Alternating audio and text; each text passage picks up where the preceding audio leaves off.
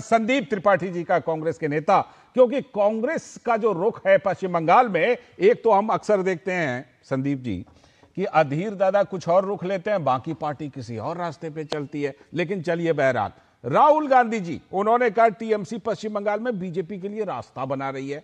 तो जिस तरह केंद्र में मिलते हैं, आकर के रोकते हैं, महिला आरक्षण का रास्ता रोका, उसी तरह से वहां बीजेपी का रास्ता रोक क्यों नहीं लेते मिल करके, बताइए। जी लालचंद जी, आज जो है भगवान परशुराम जी का प्रकटोत्सव है जी, आपके बहुत बहुत दर्शकों को, बधाई, शुभकामनाएं। बहुत बहुत बधाई। और शायद ममता बनर्जी जी भी उसी समुदाय से आती है जिससे जो है परशुराम भगवान आते थे, समुदाय के हिसाब से अगर देखा पश्चिम बंगाल में भी जाति कार्ड खेलिएगा? नहीं सर, बता रहे हैं सर। अच्छा, अब बात देखिए, मुख्यतः 3 सवाल है।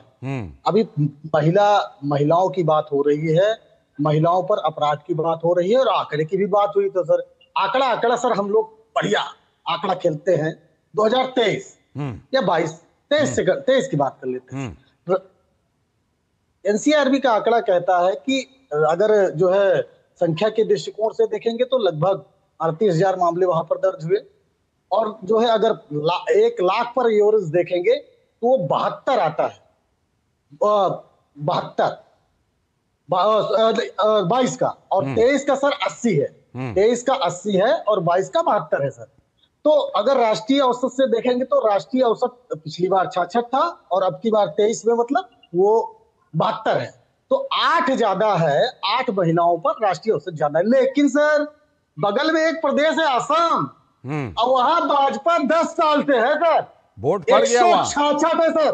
सर ये आंकड़ा तो नहीं चला गया सर, सर आंकड़ा तो नहीं चला गया। हाँ। वहां जहां पर आप शासन कर रहे हैं, अगर आप बात करिएगा 2 करोड़ से कम महिलाएं हैं सर वहां पर, और यहाँ पर 5 करोड़ महिलाएं हैं। वहां पर 33,000 मामले दर्ज होते हैं। अगर लाख पर यूरो निकालेंगे तो 166 है सर, 166 राष्ट्रीय औसत से दुगना। और आप जाकर गपोलिया मारिएगा बंगाल में कि महिलाओं पर अत्याचार खत्म कर देंगे। पहले जहां 10 साल शासन चलाया वहां क्या किया, ये बताइए। ड्रामेबाजी नहीं चलेगी। अब आते हैं सर महिला आरक्षण पर। उस पर आ जाइए कि महिला आरक्षण तो रोक लिया दिल्ली में, वहां कह रहे हैं टीएमसी जो है बीजेपी के लिए रास्ता बना रही है, रोक लीजिए। उस पर भी आ जाते हैं। आ जाइए। गजब की नौटंकी सर चल रही है पूरे देश में।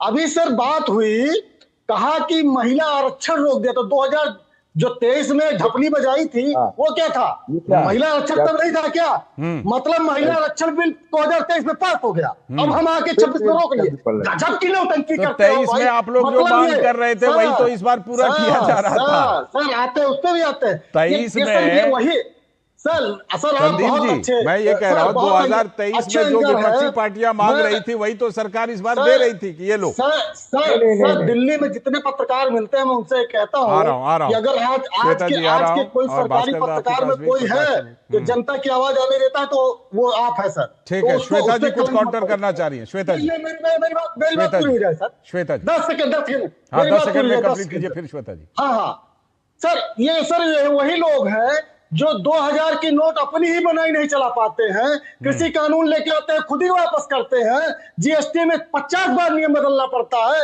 नोटबंदी में 50 बार नियम बदलना पड़ता है। तो इनकी मूर्खता का हम साथ कब तक देंगे? हम नहीं दे पाएंगे भैया। आप मूर्ख हो, आपको दूरदर्शी लोग हो, आपको पता ही नहीं कि होना क्या चाहिए। जब 23 में विपक्ष श्वेता जी का जवाब हो गया। 10 सेकंड आज से आरक्षण दीजिए महिलाओं को, श्वेता जी का जवाब। और आज आप आपने मेरे सवाल का हालांकि जवाब नहीं दिया संदीप जी। संदीप जी मेरे सवाल का आपने वैसे जवाब दिया नहीं, लेकिन श्वेता जी को मैं आ जाता हूँ।